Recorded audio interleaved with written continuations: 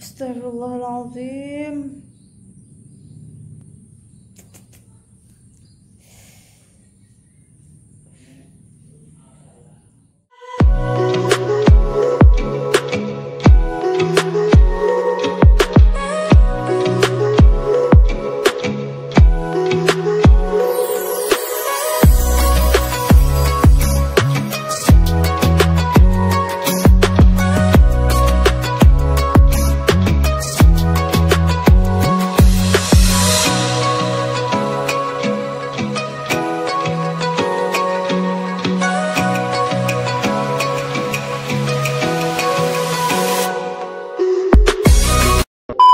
Assalamualaikum ibu-ibu milenial. Jangan lupa senyum ya, karena senyum itu ibadah paling mudah.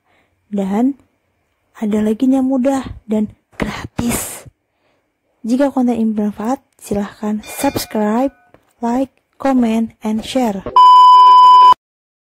Assalamualaikum ibu-ibu milenial. Welcome back to my YouTube channel. Pagi ini saya baru aja baca-baca berita tentang kelainan pertumbuhan pada anak atau bisa disebut dengan stunting. Kira-kira begini beritanya. Berita dari CNN Nasional ini mengenai stunting. Pak Presiden Jokowi menyampaikan bahwa jumlah bayi stunting di Indonesia mencapai 27,6% di tahun 2019. Angka itu telah ditekan dari tahun 2014 yang mencapai 37%. Ini termasuk angka yang besar ya Bu-Ibu.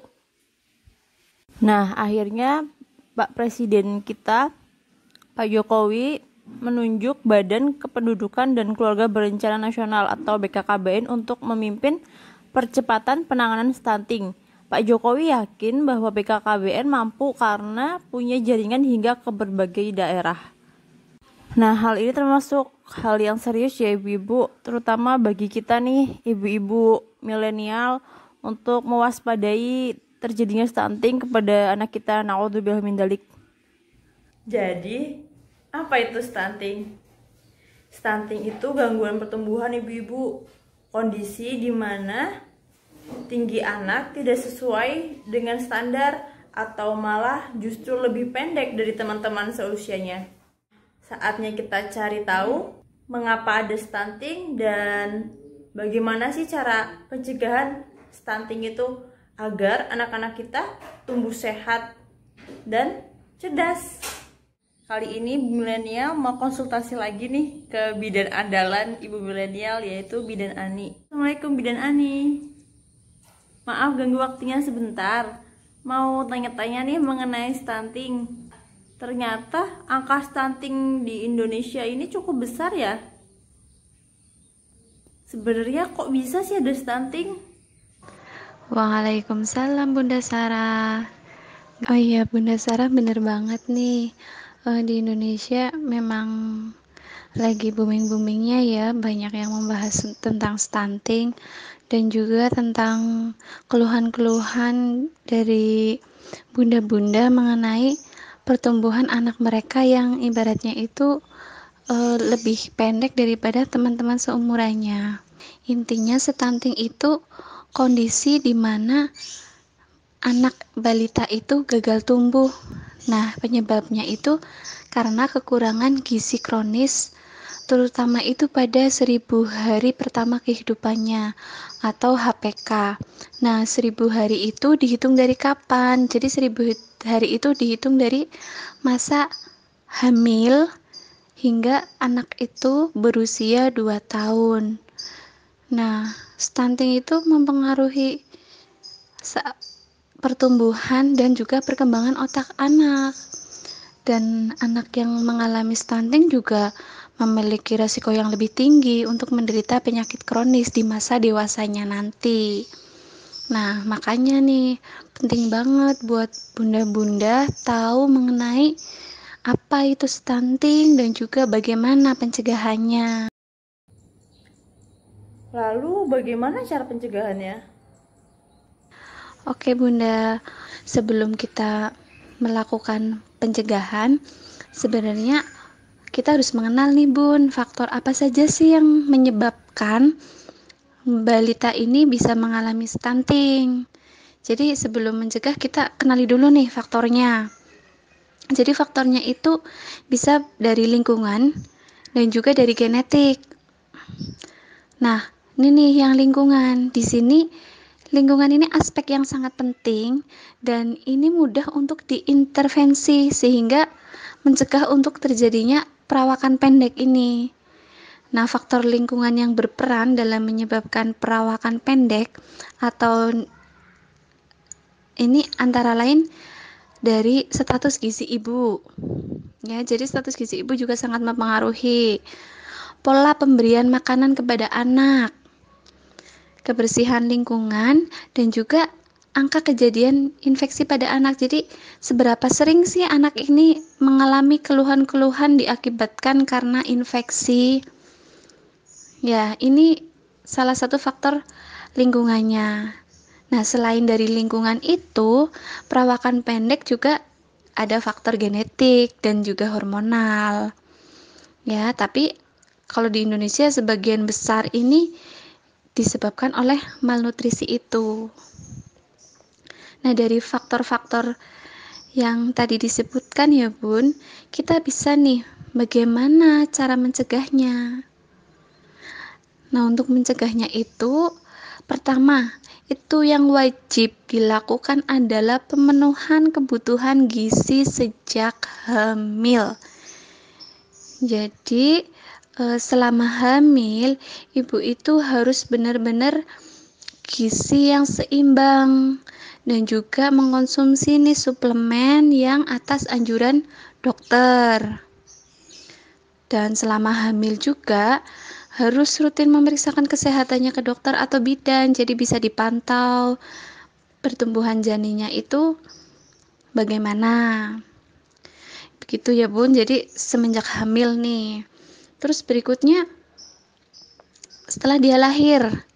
Nah, ini bayi diberi ASI eksklusif sampai dengan berusia 6 bulan. Di sini Bunda Sarah udah lolos ya Mbak ya, memberikan ASI eksklusif ke Ananda.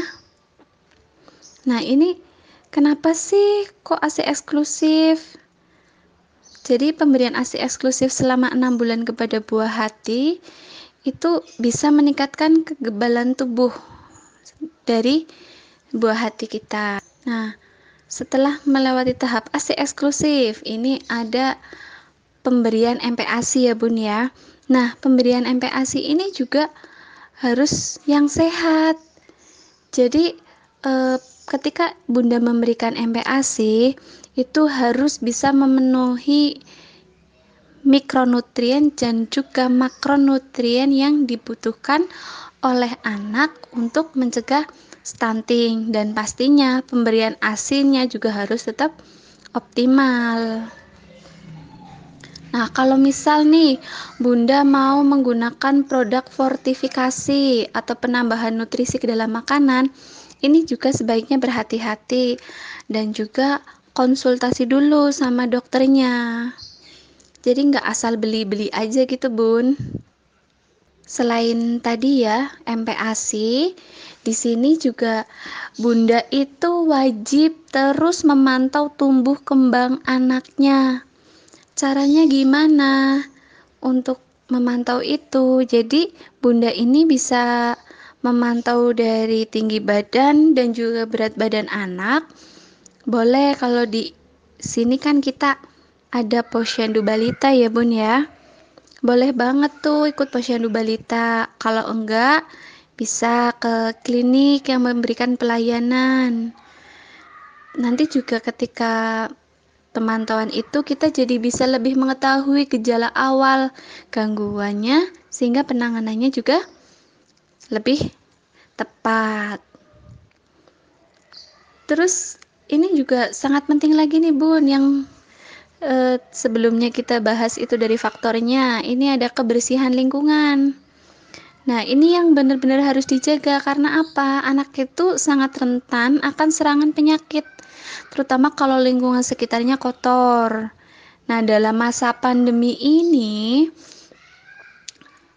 ini sedang digembor-gemborkannya tentang cuci tangan. Nah, ini nih yang kita harus ajarkan dari anak untuk sering cuci tangan pakai sabun dan air bersih yang mengalir. Karena apa? Ketika anak itu eh, sering terpapar dengan kotor, mudah terkena infeksi, ini bisa meningkatkan peluang anak untuk stunting.